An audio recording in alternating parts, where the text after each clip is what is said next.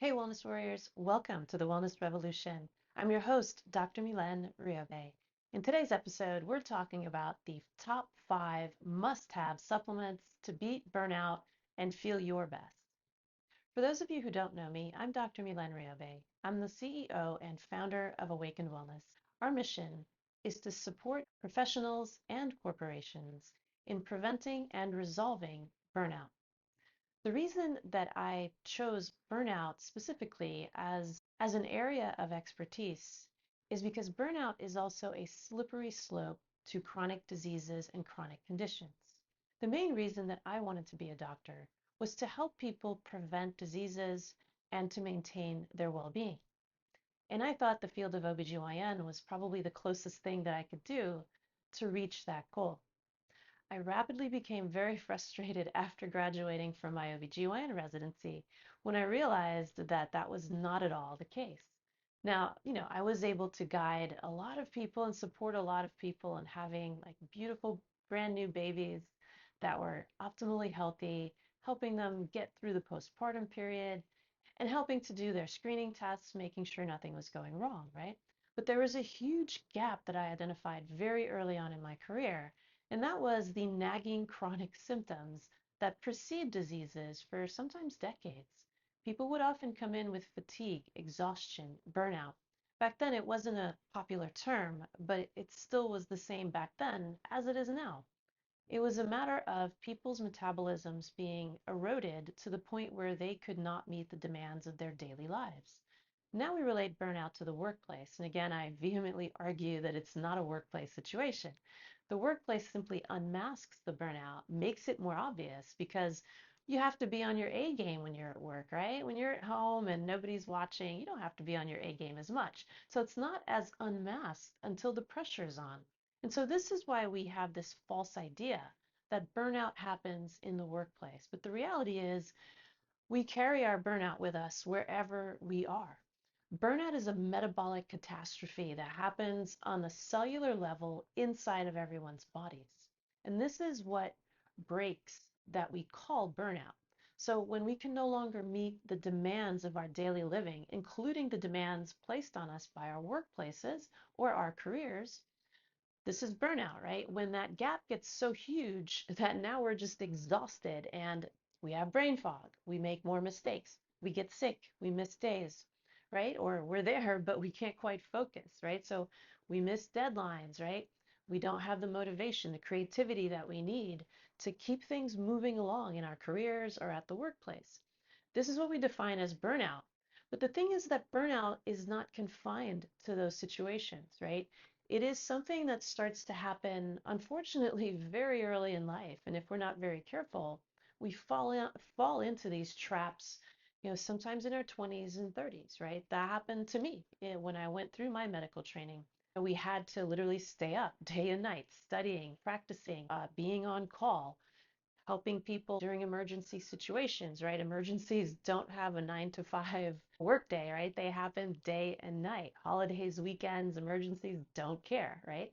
And so the wear and tear of this created a lot of burnout for me. And I had to very, slowly, unfortunately, fumble my way around to find the solutions that I needed. And those solutions came through me helping my clients to help them with their fatigue and exhaustion. And sometimes it's easier to focus in on something on the outside of you and then apply it to the inside of you to get somewhere, right? And so it was through supporting my clients and really trying to figure out like, how do I help people when they're exhausted? How do I help people when they're fatigued? If they didn't have thyroid disease, if they didn't have anemia, we didn't have anything for them in our medical practice in terms of our mainstream training.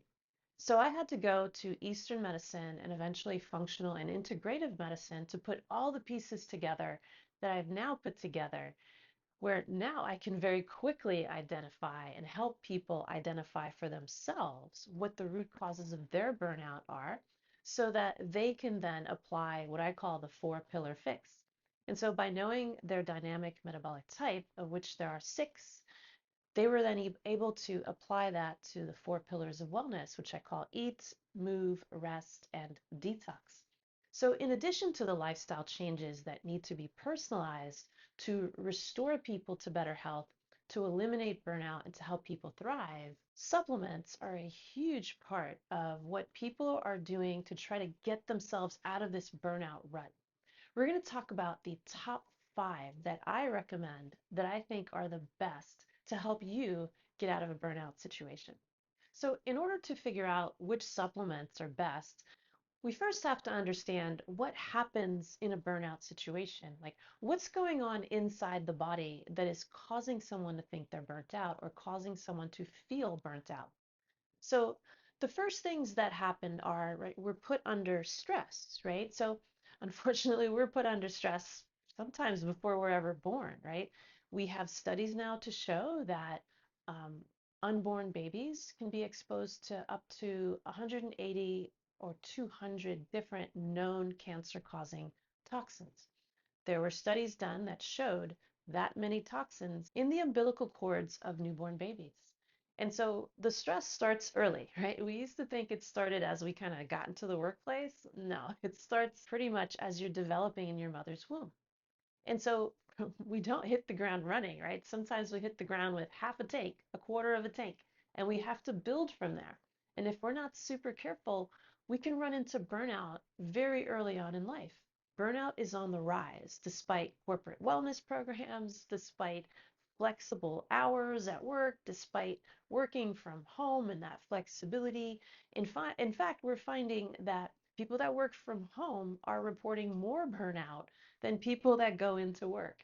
We're also finding that people that have flexible hours with their work actually report more burnout because their work-life balance is so thrown off because they're working at all hours of the day now, as opposed to confining it during what we used to call business hours. So what is happening under those circumstances? The first thing is we get these stress responses, right? The body doesn't understand levels of stress. It's all or it's none, right? And so on the inside of you, it's the same chemicals that the brain is going to pump into your body, whether it's a level 1 stress, a level 1000 stress, doesn't matter. It's the same adrenaline, it's the same cortisol. All of that is being dumped down into the body, regardless of levels of stress. Even what we call good stress, it's still the same chemicals. It's still the adrenaline, it's still the cortisol, right? And now we call that good stress because it's a sporting activity. So we're expecting to exchange the stress for a gain of better health, right? But the problem is if the stress has been eroding us for too long and now we don't have that stress to give away to get the gain, we end up with these net losses, right? And how does that happen? That happens by, again, cortisol, this chronic stress hormone, goes up, right? And that puts a lot of pressure on the body if stress remains chronic. And unfortunately, today, most stress is chronic stress. When your body perceives itself to be under threat, which is what stress means to your body, it will start to turn off non-essential functions, right? It'll dial them down because it can't do everything, and it's not supposed to do everything when it's under threat.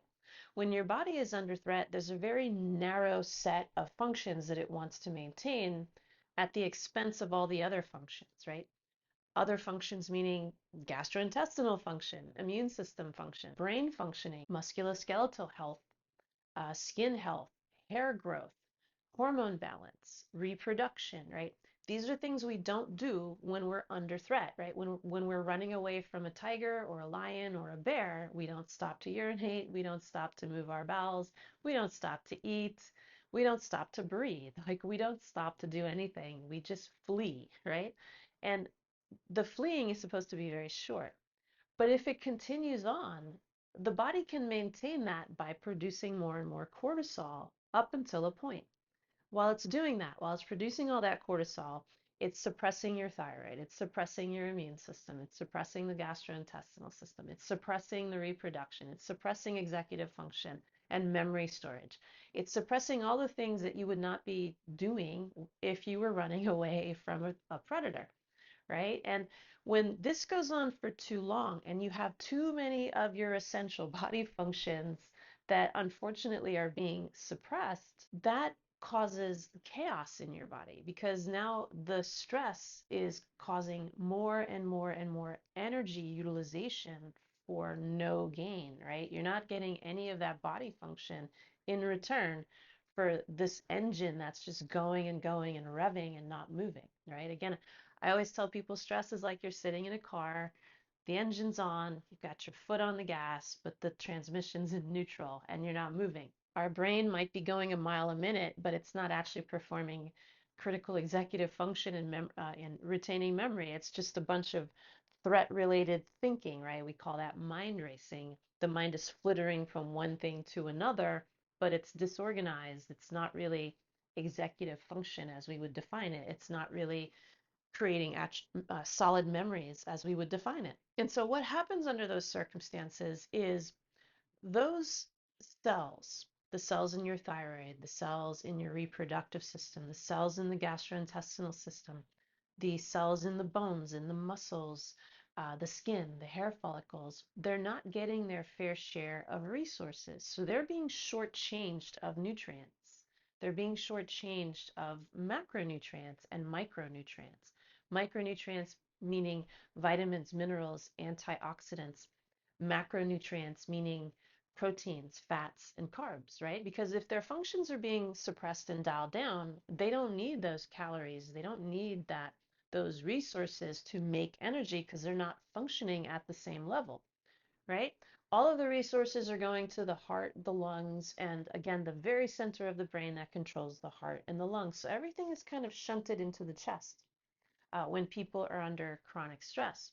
And then not as much is shunted into the abdomen and all the organs that are there, and even less is shunted out to the musculoskeletal system, the skin, and the hair. And so it's really easy for them to become depleted of nutrients. Just because we're under threat, as the body might interpret it, doesn't mean we don't want our hair to grow, right? It doesn't mean that we don't want our skin to glow. It doesn't mean that we don't want to maintain our muscle mass and not have osteoporosis.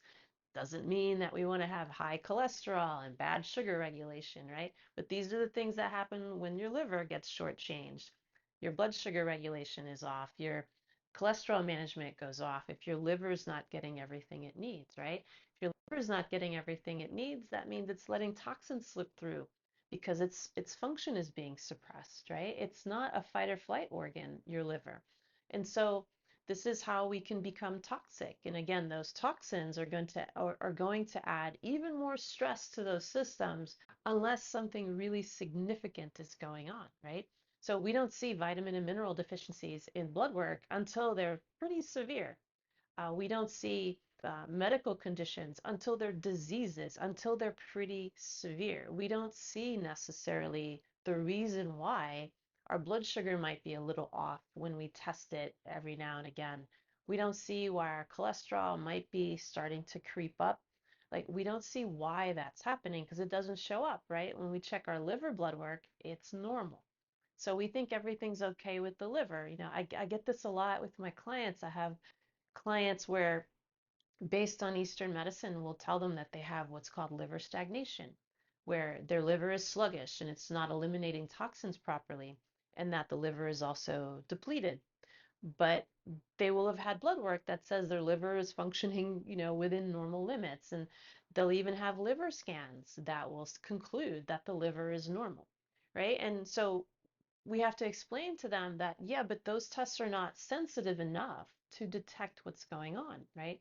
It's only when we do deeper level tests that we get a sense that the liver is not functioning well. And so the blood work can be very inconsistent and, again, not very sensitive or specific to tell us exactly what's going on in the body. So it's showing us what's in transit. So when you see, if you're taking a B complex, and you see that your levels are high in the bloodstream, that's because what you just digested and absorbed is traveling somewhere. It's not an indication that there's too much in your system. To know that, you have to check the inside of your cells. And looking at the immune cells are the easiest because we can extract them from the level of the bloodstream. And then we're looking inside of cells and completely different universe. And the cellular levels are much more consistent with the clinical picture of how that person feels, whereas the blood work is often very inconsistent with how that person feels. And looking at the level of the cells, looking at metabolic function, we can then correct what we see, and that should clinically correlate with that person feeling much, much better. And that's what we see. Now, the only thing that might impede that is if they're not absorbing well, because again, the gastrointestinal system is also suppressed. So you have to make sure that you're absorbing properly. And this is one of the reasons why people often think that supplements don't work. They say, yeah, I've been taking the supplement and I don't feel any better, or my levels aren't coming up. And then so the first thing we have to think about is you may not be absorbing that supplement. The burnout is being caused again by those nutrient levels dropping and dropping and dropping, and the demands going up and up and up. And this is what makes people exhausted. This is what drives the burnout.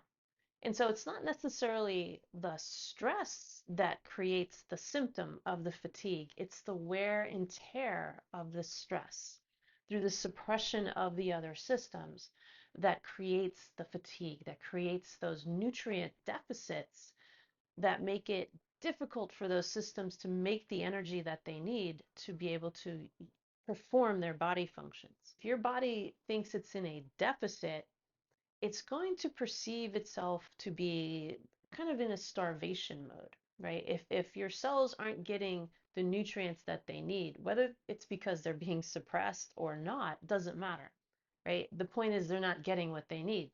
So they kind of go into the starvation mode where they just set themselves at these lower functions and they call it a day. When your body is too stressed from that, when your body when the supply demand mismatch gets to be at a critical level, your body wants you to go like lay down, right? Like because it can't keep going at this pace, right?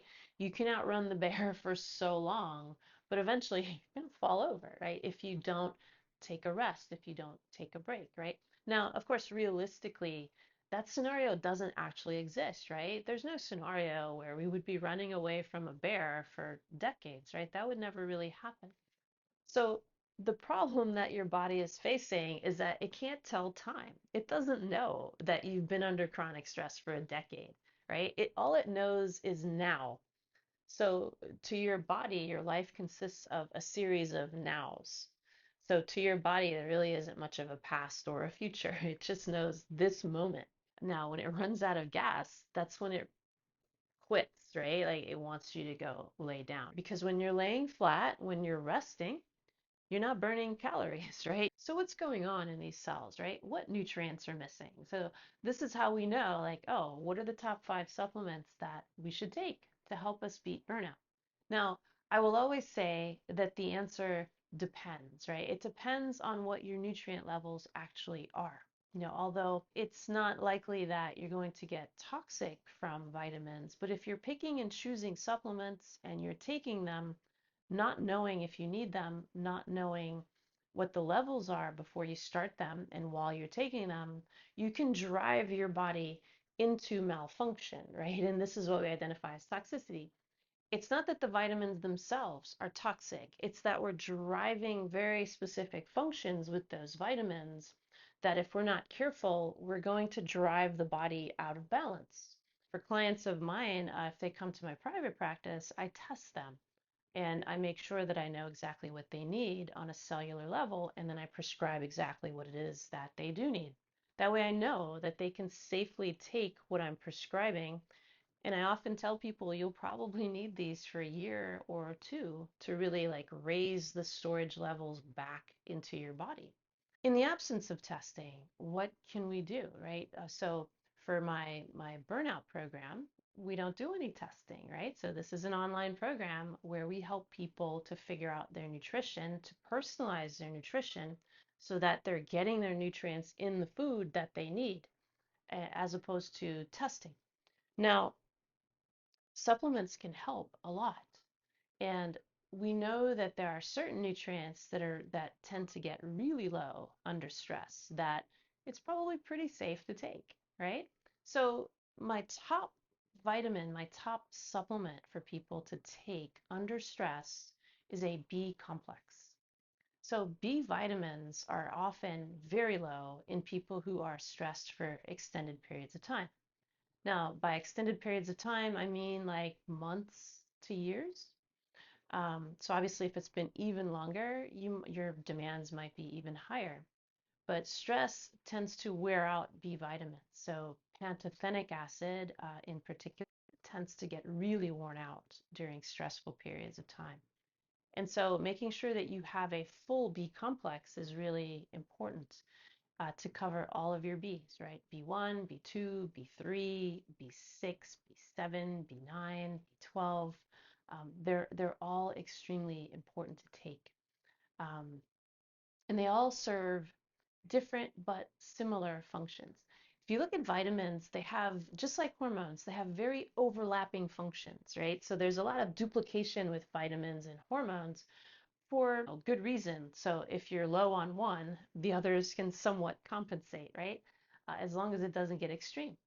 And so it's important to be varied, right? The best way to get B vitamins is to have foods that have a ton of B vitamins in them, right? So red meats are important to have. Now, again, you want to be careful with your red meats because if you're a hot dynamic metabolic type, that's not the best thing for you. But if you're a cold dynamic metabolic type or a temperature neutral dynamic metabolic type, red meat is fine, right? In moderation, of course. And as always, make sure that your protein sources are clean, organic, grass-fed, grass-finished. We want to make sure that what we're putting in our bodies is not burdening our body, but is healing our bodies. So organic foods as much as you can. And yes, I understand the organic food supply is getting tainted, but it's still cleaner than the non-organic food supply, right? Great place to check, just as a side note, is the Environmental Working Group. So they are always running independent studies on pesticide loads on foods, safety of household products, and they're a pretty reliable resource to figure out like, okay, what foods are safe to eat, non-organic, and what foods do I really need to make sure are organic. So every year they release the Dirty Dozen and the Clean 15 list of foods. So those are really helpful to make sure that if you know something's on the Dirty Dozen list, make sure you get that organic so that you can, again, be putting things that are as pure and clean into your body as possible. And green leafy veggies are another huge source of B vitamins. Beans, lentils, legumes, these are all amazing sources of B vitamins. And so green leafy veggies like spinach and kale and broccoli and cauliflower, Brussels sprouts, asparagus, squash, zucchini, carrots, these are all like really great resources for vitamins. Nuts also. So always best to get things from whole food. This is why in my Wellness Warrior 9-week transformation program, we don't prescribe supplements per se, but making sure that your diet is suited to your dynamic metabolic type is super important. Other types of foods that would have lots of B vitamins are other types of meats like chicken and turkey and ham and fish, right? So again, making sure that these things are clean. If it's fish, it's wild caught, right? If it's chicken, if it's turkey, it's as organic as possible. Eggs, similarly, organic, cage-free. But if you know you're on the run, you're not meeting your nutritional demands, I would encourage you to take our burnout assessment so you know your dynamic metabolic type, so you know exactly how to personalize pillar number one, which is eat, to rev up your metabolism so that your body has all of the tools it needs to make energy to support you, right? So that the supply can meet the demand over time. And so B complex vitamins are my number one recommendation. And another really essential thing to know is your brands. You've got to get your nutrients and your supplements just like your food, right? You want your food to be cleanly sourced and as pure as possible. It's the same for supplements. You don't want supplements with a bunch of fillers, right? So I tell people it's more important to look at the other ingredients when you're buying supplements than actually what they list as being in the capsule, right? So most multivitamins will have your, at least 100% roughly of the recommended daily allowances of all the vitamins and minerals based on government standards. Although typically when I test people, they usually end up needing more than the government standards if they're deficient, but it's the other ingredients at the bottom of the label that you would really want to look at. If it has more than three things, don't buy the vitamin, right? Look for something else. A really good nutrient, a really good supplement is not going to have like 10 to 20 other ingredients in it. The only thing that should be in a multivitamin, other than the vitamins and the minerals, are just a couple little fillers to stabilize them and to keep them fresh, right? That's it. You don't want anything else. You don't need food coloring. You don't need stabilizers. You don't need artificial ingredients. And those things are going to make it much harder to absorb that supplement, and they in and of themselves can be toxic. And then you want to be very careful because there is no government regulation about labeling the vitamin as natural or artificial. Artificial vitamins are very toxic. There is a vitamin E that's in a very popular store-bought brand of a multivitamin that was studied and shown to cause an increased risk of cancer. And so if you look at the label, it simply says vitamin E. It doesn't necessarily tell you that it's a chemical version or an artificial version of vitamin E. And so the safest way to get a supplement is by the recommendation of an integrative medical doctor. We have access to the ingredients and how they're sourced, and that is one of the mainstays of safety in using supplements. So what's the next supplement? Other than B vitamins, magnesium tends to be very worn out under stressful situations. And that can be one of the reasons that people have difficulty sleeping, among other things, right? It can cause muscle cramping. It can cause constipation to be low on magnesium. And so sometimes those are some symptoms that people will come in with. Now, it's not only a magnesium deficiency that would cause those symptoms, so it's not a matter of just taking magnesium to the exclusion of everything else, right? You need to, again, have a very varied diet so that you're getting foods that are rich in magnesium. Some of these foods are avocado, nuts and seeds.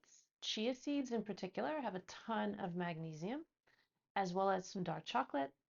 Again, green leafy veggies like spinach. Also edamame and tofu has quite a bit of magnesium as well, just as a few examples.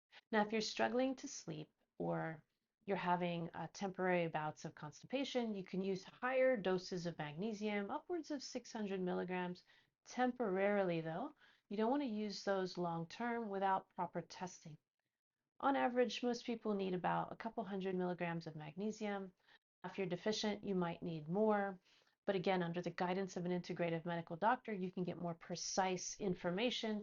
And also, it's never safe to take simply one supplement alone long term.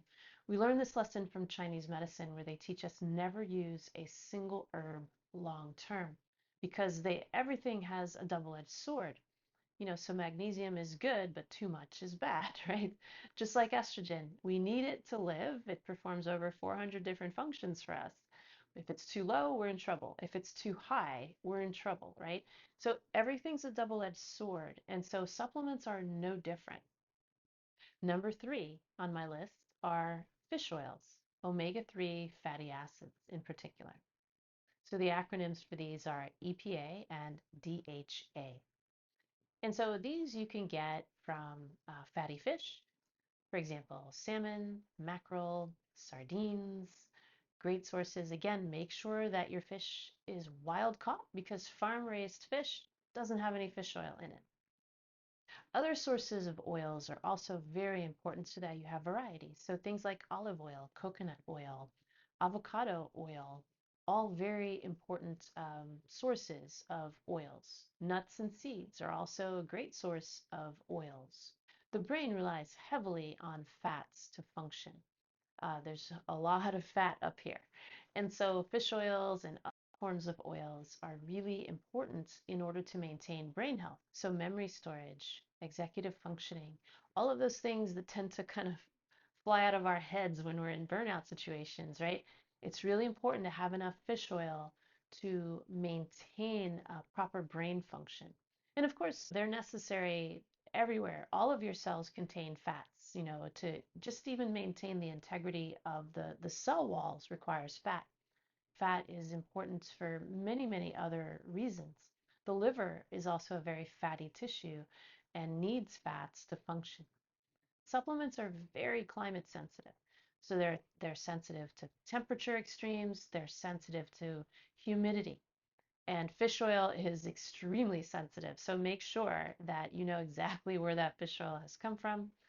Supplement number 4 for resolving burnout or preventing burnout is prebiotics, not probiotics, but prebiotics. Huge difference, right? So probiotics uh, are very popular and unfortunately can be quite, I don't want to say unsafe, but I'll say it anyway, unsafe, right? They are being shown to potentially increase the risk of infections in the gastrointestinal system due to the imbalances that they can promote. And so I have rapidly shied away from making the recommendation for probiotics over the last several years because of the availability of testing. Now that we can test the good bacteria or the microbiome, we can see by DNA analysis that probiotics are not useful because when we look at the microbiome, it's very rare that all of the different species will be too low. We see this mixed bag with the microbiome. Some phyla are too low, some are too high, some are normal. They're all over the place. So when we're adding bugs to that, which are what probiotics are, when we're adding bacteria to that already imbalanced environment, we just get more imbalance, right? So in order to make one that's too low normal, you're making the one that was normal too high, and then you're making the one that was already too high even higher, right? And so we're just imbalancing ourselves in another direction. Now, the problem with probiotics is sometimes people feel better taking them. And what they're doing is they're masking the issue that's going on in the gastrointestinal system, and then that's going to show up differently, right, down the road if we're not careful. So prebiotics are not bacteria. Prebiotics are a fertilizer, a type of food that the microbiome or the good bacteria can eat, and that can help them to thrive. So it feeds their metabolism. So just like we want to feed our metabolism with healthy food, vitamins, and minerals, they want to feed their metabolism with the food that we eat, right? So they eat it too. And that helps them to stabilize and thrive and to balance themselves. And so what we see is with prebiotics, the microbiome is much better able to balance itself rather than when we're forcing the issue with high dose probiotics.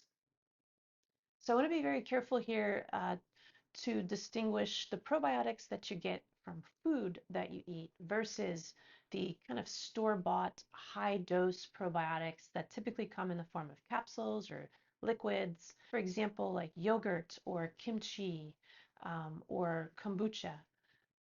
That's not what I'm talking about in terms of being things that should be avoided. It's more the 10 billion, 100 billion, sometimes 250 billion colony forming units or CFUs of probiotics that will come in packets or capsules.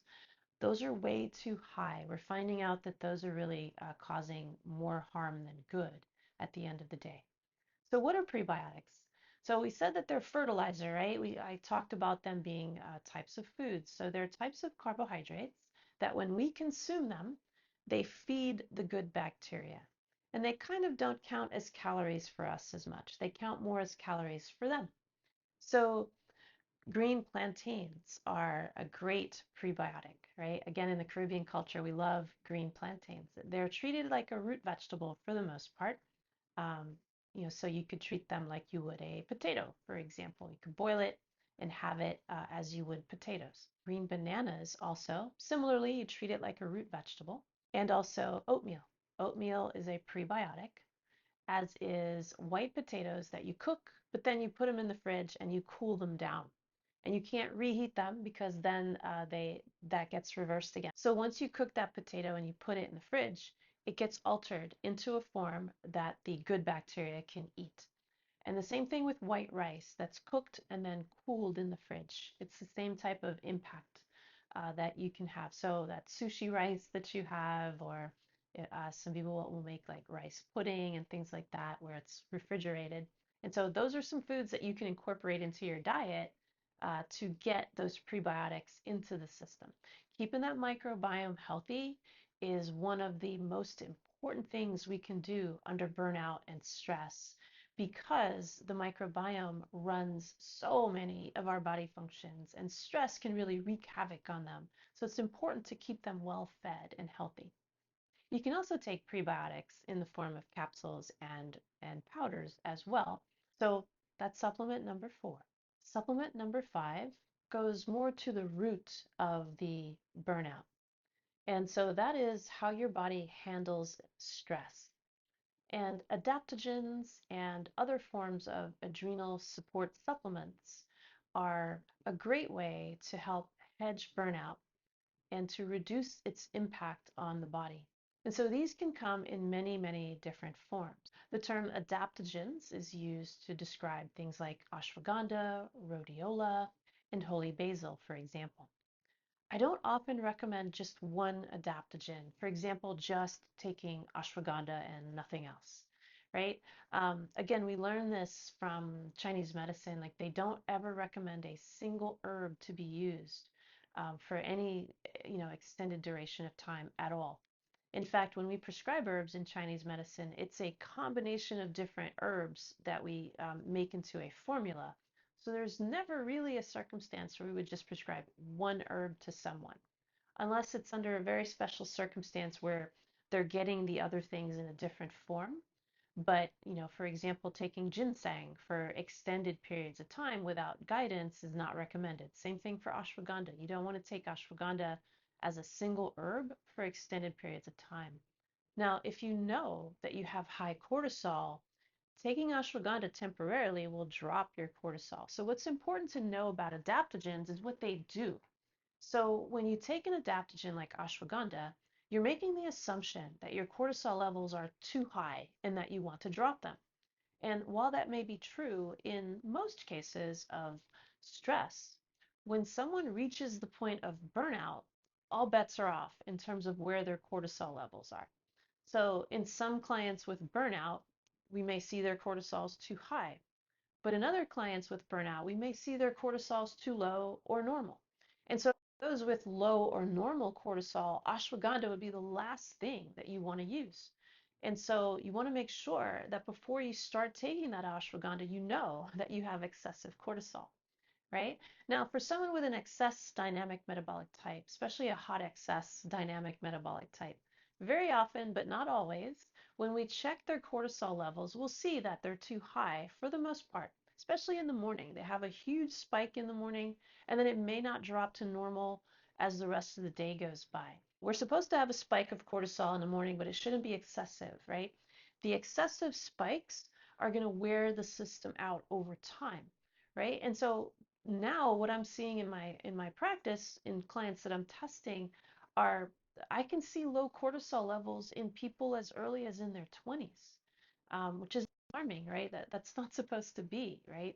They're supposed to have high cortisol levels if they're under stress. And so again, when they're in a burnout situation, that means that the stress has been going on for so long that we don't know where the cortisol is. So we can't make the assumption that because someone feels stressed, that means their cortisol is too high. When we do their burnout assessment and we see that they're a deficient dynamic metabolic type, the odds of their cortisol being too low or low normal are pretty significant, right? So those are not people that you want to have ashwagandha. For those people, I tend to prescribe more ginseng, licorice, or adaptogens that have those ingredients included so that the cortisol is being supported, not just driven down. So ashwagandha drops cortisol levels. So you want to make sure that your levels are too high and need to be dropped before you take ashwagandha. And again, it's not safe to take long term without proper testing and monitoring. So I highly recommend that you get what's called an adrenal stress profile done so that you know exactly what your cortisol levels are throughout the day, so that you know exactly which combination of adaptogens might help you the most.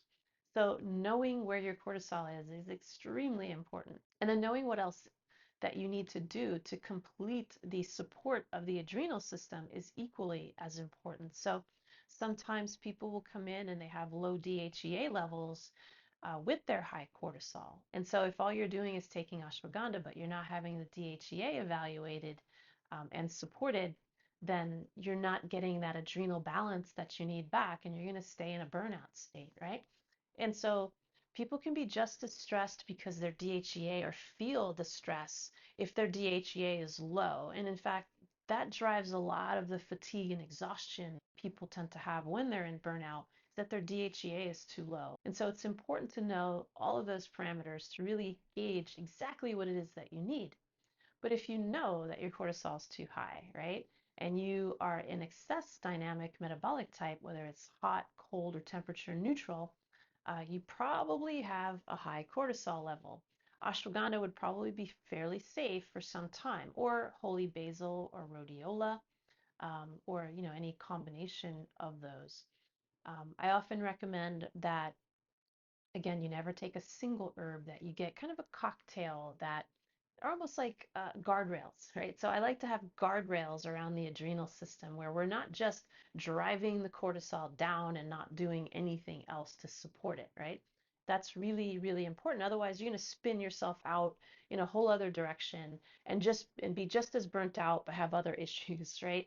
So you want to just be sure that when you're taking those adaptogens, that you know exactly if you need them or not. And then you want to make sure that you're not taking them too long term without monitoring, right? So for my clients on adaptogens or adrenal supports, I test them. I test them periodically to know that that supplement that I'm giving them is still appropriate for them, so that they're having the adrenal system supported and built up and not eroded and drained out.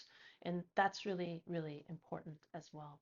So adaptogens and adrenal support supplements are supplement number 5 that I recommend. So in addition to supplements, it's really important to know your dynamic metabolic type so that you know exactly how to apply the 4 pillars of wellness: eat, move, rest, and detox. The supplements that I mentioned might help boost you along, but supplements are not substitutes for good lifestyle habits. And knowing exactly what your lifestyle requires is really important. And that's what your dynamic metabolic type tells you. Gives you the reason you're burnt out, as well as the roadmap and the guidance to get out of that burnout state. So once you know your dynamic metabolic type, you can apply it so that you're rebalancing your metabolism so that your body can optimally make the energy that it needs to function. And then the last thing I'll mention is nature's adaptogen is your breath. So again, here we go again with the breathing, right? So heart math, quick coherence technique is highly, highly, highly recommended for anyone in a burnout state. It's been studied and shown to increase DHEA levels up to 100%. So remember, DHEA is that hormone that is in the adrenal system that gets kind of worn out under stress. And it's really hard for your body to just pick up and make more. So once it goes down, it kind of stays that way unless there's an active intervention to help it. And so your breath has actually been shown to be one such active intervention. So you can increase your DHEA 2 times, 100%, just by doing the heart math technique, which is 3 minutes, 3 times a day, right? So remember, it's a 5-second inhale, a 5-second exhale, only through your nostrils, never holding your breath, never through your mouth. And you just repeat for 3 minutes. And you do that when you wake up, before you get out of bed, sometime in the middle of your day, and then before you go to sleep. The momentum of doing it 3 times a day gives it a 6-hour lingering impact, which is where it gets its effects of helping to balance the adrenal system. So it's been shown to help build resiliency against stress by helping the body to increase the DHEA levels. It's also been shown to help reduce cortisol levels by 30% when they're high. If your cortisol levels are normal, it's not going to drop them too low. So it's safer than a supplement in that way, in that your body will figure out what support the adrenal system needs and just give it to it, right? That's the magic of your breath. And so that's the last piece of advice I have for today. I hope you found today's podcast to be helpful. Please share in the comments what was the most striking thing. Was there a supplement that was on my list that you didn't expect to be on my list, or was there something you were expecting to be there that wasn't? Let me know in the comments how you felt about today's podcast. If you enjoyed it, please like, share, and subscribe to the channel. So if you're looking for extra help to beat burnout or to prevent burnout, I invite you to visit our website, awakenedwellnessnow.com. Take our burnout assessment, see what dynamic metabolic type you are. There are some tips there for you to apply immediately to start feeling better and resolve your burnout now.